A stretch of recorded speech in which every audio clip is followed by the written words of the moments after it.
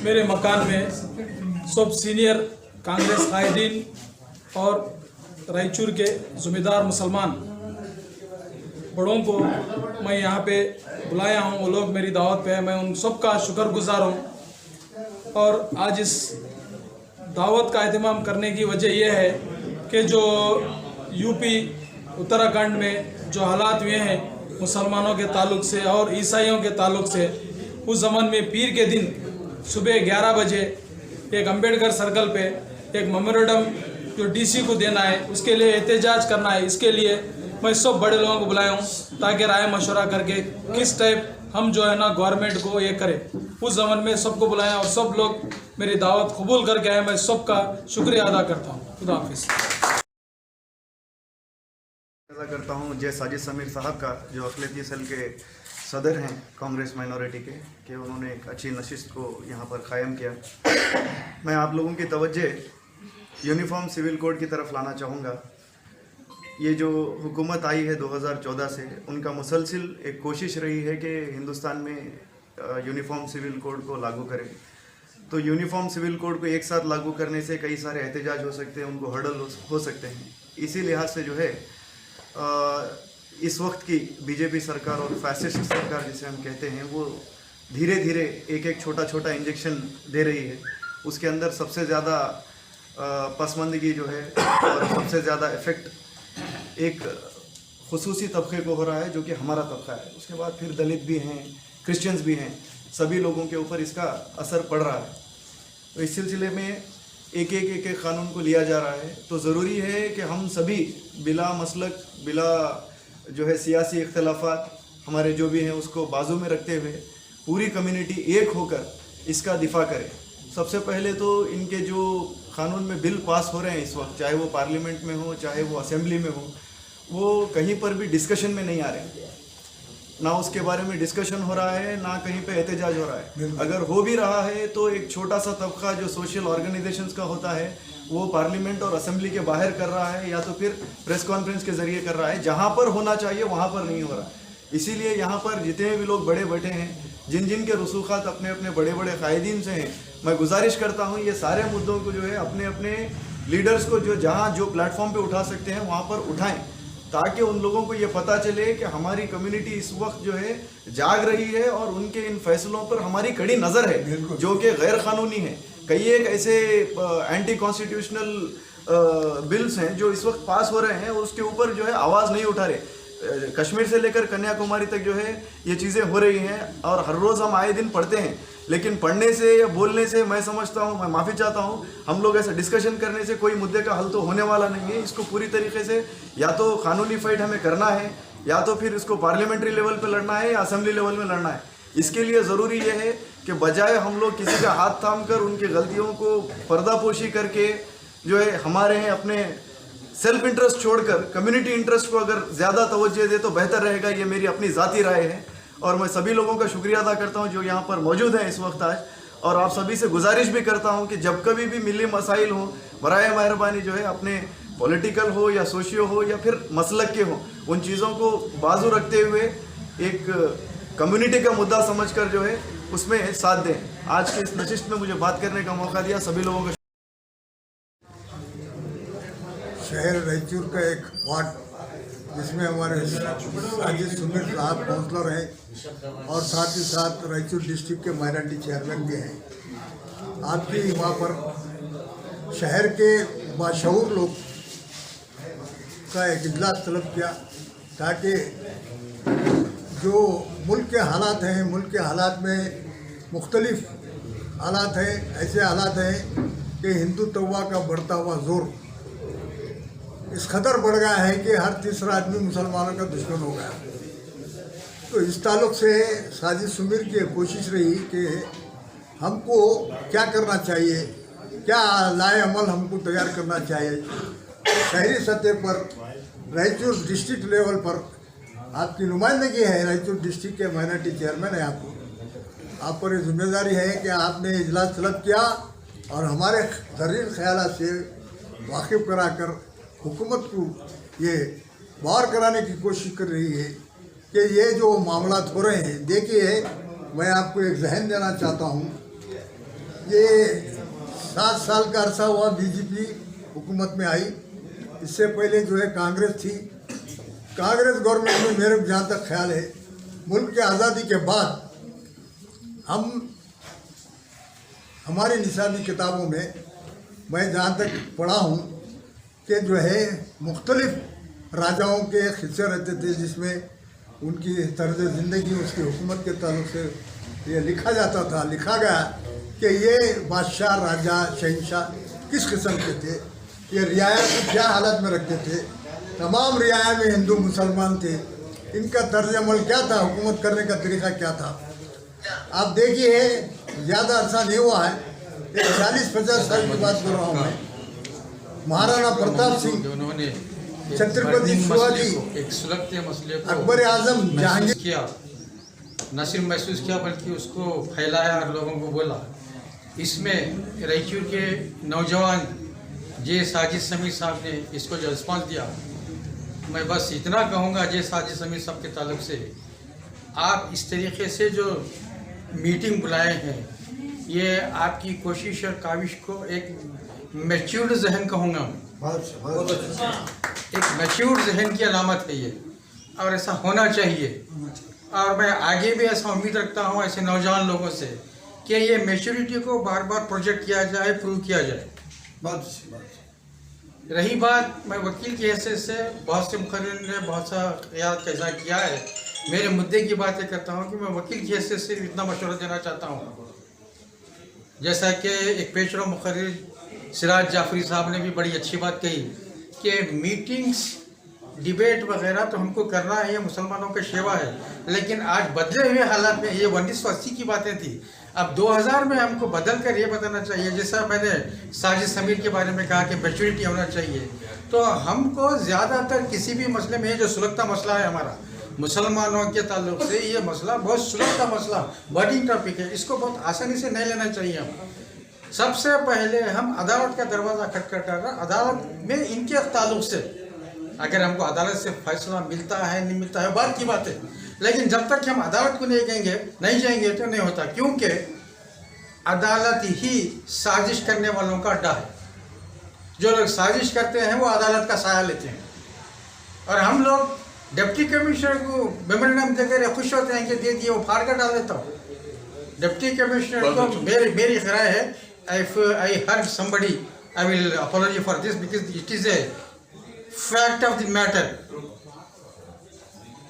हमको सिर्फ अदालत का दरवाज़ा खटखटाना चाहिए ऐसे बर्निंग टॉपिक में, जिसमें बहुत से लोगों ने इज़हार ख्याल किया, लेकिन ये नहीं बताया इसी तरीके का यूरोप के सीने में जो दिल होता है उसको बोस्निया कहा जाता है। बोस्निया के मुसलमानों को भी इसी तरीके से मारा गया था, कोई पूछने वाला नहीं था। अपने आप को आज़ादी के अलंबरदार कहने वाले यूरोप वाले खामोश रहे और मुसलमानों का खून बहाते रहे। उसके बाद हमारे पड़ोसी मुल्क म्यांमार, जिसे बर्मा कहा जाता है, वहाँ पर मुसलमानों का खून कत्लेआम हो रहा है। ये मिसालें मुसलमानों के ताल्लुक से जो सामने आ रही हैं, मैं अगर बोला या ज़्यादा बोलूँगा, जो लोग डरे हुए होते हैं वही डराते हैं, जो लोग डरे हुए होते हैं वही डराते हैं। और ये जो हमको बोल रहे हैं, यहाँ पर हमारे बुजुर्ग आए हैं कुछ निशानियाँ लेकर, कुछ अलामतें लेकर, हम यहाँ से जाने वाले नहीं हैं, जिसमें हजरत ख्वाजा अजमेरी यहाँ पर अलामतें लेकर आए हैं, तो हम यहाँ से जाने का सवाल ही नहीं पैदा होता। अगर डरे हुए लोग बोलते हैं, इसके लिए हमको डरे हुए लोगों को उनके लिहाज से जवाब देना चाहिए। हम एक तारीख गवाह है। मैं साथ में एक पैरेलल बात बोलना चाह रहा हूँ ताकि आप कुछ वाकिफियत हो जाए इस हिस्ट्री से। एक ही आदमी सोमनाथ मंदिर पर 17 बार हमले करता है, ये हिंदुस्तान की तारीख बताती है। जब इस तारीख को बाहर के लोग पढ़ते हैं यूरोप और अमेरिका में, तो बोलते हैं is it possible a single man can attack more than 17 times? ऐसा नहीं हो सकता। अगर ऐसा नहीं हो सकता तो फिर ऐसा हुआ क्यों है? ये जो ब्राह्मण हैं सोमनाथ मंदिर के, हम लूट कर खाए तो बदनाम होते, तू ऊपर से आके मंदिर को लूट, आधा हमारे को सामान दे, आधा तू लेके जा। 17 बार लूट कर ले जाने वाले का नाम बदनाम हुआ, 17 बार हिस्सा लेने वालों का नाम यह है। 17 बार हिस्सा लेने वालों का नाम नहीं आया। एक मुसलमान को बदनाम किया जाता है कि वो 17 बार हिंदुस्तान पे हमला किया। हमला करने के लिए दावत देने वाले कौन थे? मैं इससे पहले कि कुछ जज्बाती हो जाऊं, मेरा मुद्दा ये है कि मैं चाहता हूं और मेरी ये ख्वाहिश है कि ये जो एक बच्चा है मैच्योर्ड माइंड का, इसी तरीके से और बच्चों की हमको सख्त ज़रूरत है, और बच्चों की सख्त ज़रूरत है। जब ऐसे बच्चे मिलेंगे हमको तो हमारा माजी नहीं बल्कि हमारा मुस्तकबिल सामने नज़र आएगा। माजी नहीं बल्कि मुस्तकबिल नज़र आएगा। मैं साजिद समीर साहब का और यहाँ शुरा का जो भी लोग आए हुए हैं, जो भी ख्यालात इज़हार किए हैं, जो भी लोग आए हुए हैं, मैं उनका शुक्रिया अदा करते हुए मुझे बोलने का जो मौका दिया गया है, मैं बहुत कुछ बोलना चाह रहा था, लेकिन मुद्दे की बात यह है कि हमको इसमें सबसे पहले अदालत में चैलेंज करना चाहिए, क्योंकि बर्निंग टॉपिक है और इतना आसान नहीं है। ये बहुत सेंसिटिव और सेंसिटिव इशू है मुसलमानों के लिए, इसको आसान नहीं लेना चाहिए। जैसे कि औकाफ का मामला है, इसको आसान लिया जा सकता है। उम्र का मसला है, 21 साल की उम्र का आसान लिया जा सकता है। मुसलमानों का खुलेआम कत्लेआम करने का जब दावा किया जाता है तो इसके बारे में मुसलमानों के ऊपरी सतह के लोग, निचली सतह के नहीं, वो लोग मंजर आम पर आना चाहिए, बोलना चाहिए। सिर्फ एक आदमी आया है, ये मेरे लिए शर्म की बात है। जमीयत उलमा हिंद का एक आदमी ही बाहर आया है, Majlis Mushawarat, all India Muslim personal board, Milli council और न जाने और कितने हमारे कौमी इदारे हैं जो गैर सियासी हैं, नॉन पॉलिटिकल ऑर्गेनाइजेशन है, वो खामोश क्यों हैं? देर आए दुरुस्त आए। मौलाना बदीर साहब, आप जो भी किए हैं, आपकी बातों को जो साथी समीर ने अमली जामा पहनाया है, मैं उनके लिए शुक्रिया अदा करता हूं। और हम सबसे पहले इसको मेमोरेंडम देने से पहले केस करना ज़रूरी है। सदर मजलिस साहब का नई मख्तर खादिमी के अशार से गुफ्तगू का आगाज़ करूँगा। ये दीन मुस्तफ़ा है, मिटाया न जाएगा। ये दीन मुस्तफ़ा है, मिटाया न जाएगा। दुनिया से ये चराग, दुनिया से ये चराग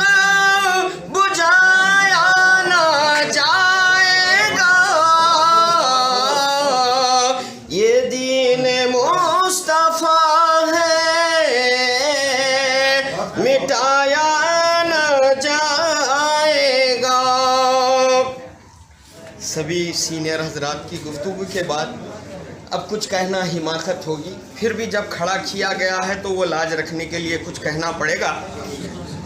दरस कुरान को अगर हमने ना भुलाया होता, दरस कुरान को अगर हमने ना भुलाया होता, ये ज़माने ने ये ज़माना ना दिखाया होता, ये ज़माने ने ये ज़माना ना दिखाया होता।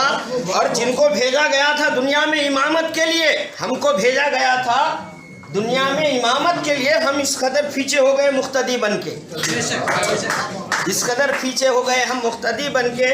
और बहुत सी बातें हैं कि जिसका मैं खुलासा ना कर सकता हूँ ना करूँगा। एक बात यही कहूँगा, मेरे बड़े भाई साजिद समीर साहब, अब ये मत सोचिए बाल पक गए, ये जवान हैं, हकीकत में मेरे बड़े भाई हैं, असलम भाई हैं और दीगर जो भी हजरात हैं। मैं पार्टी वाइज पे गुफ्तगू नहीं करूँगा, यहाँ मिली जज्बे से हम आए हैं और मिल्लत की वफादारी निभाएंगे। साजिद भाई ने जो कदम उठाया है, आप लोगों की मौजूदगी में मैं वादा करता हूँ आपके कदम ब कदम मैं और मेरे सारे दोस्त साथ रहेंगे। और जो भी इस मामले में आप कदम उठाएंगे और आगे जो भी आप कदम उठाएंगे, तन मन धन से, शायद थोड़ा धन कम होगा मेरे पास, मोटा तन है और मन भी है, मगर आपके साथ रहूँगा इंशाअल्लाह ताला। अल्लाह से दुआ करता हूँ आपकी उम्र खिज़र में तब्दील करे और जितने लोग यहाँ आपको दुआएं दें, अल्लाह हर एक की दुआ को कबूल करे। और जो भी काम हो, एक बात याद रख लीजिए, कानून के दायरे में होना चाहिए। क्यों ये भड़वे लोग कानून को आड़ में रखकर हम पर हमला करते हैं, कानून का सहारा लेकर हम पर हमला करते हैं।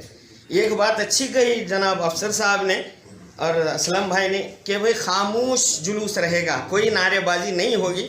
अलबत्ता उसमें खूबसूरती लाने के लिए काली रिबन का अगर इस्तेमाल किया जाए तो बहुत अच्छा होगा। मुंह पर या हाथ पर बांधकर अगर हम चलेंगे, रट्टे पे बांध कर अगर चलेंगे तो उसमें हमारे जुलूस में और खूबसूरती आएगी।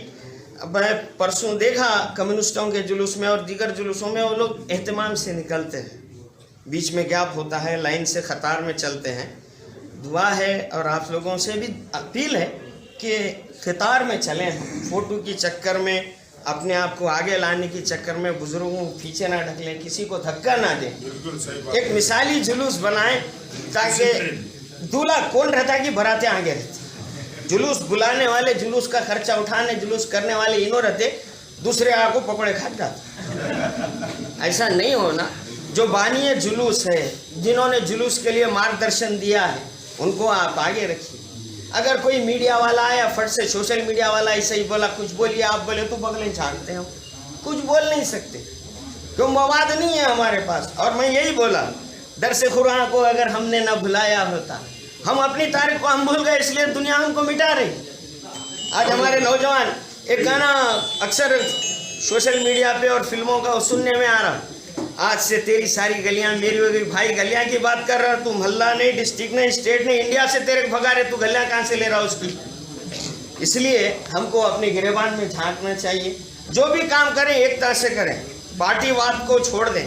पार्टीवाद वो बाद में, पार्टी तो हमारे लिए क्या है। वो लोग बोलते थे कि भाई मुसलमान वोट बैंक है, नहीं, आप मुसलमान जाग चुका है, हम वोट बैंक नहीं है, हम भेड़ नहीं है कि हर डिस्ट्रिक्ट में, हर सिटी में किसी एक मुसलमान लीडर को बगल में पकड़ ले तो सारी भीड़ पीछे आए।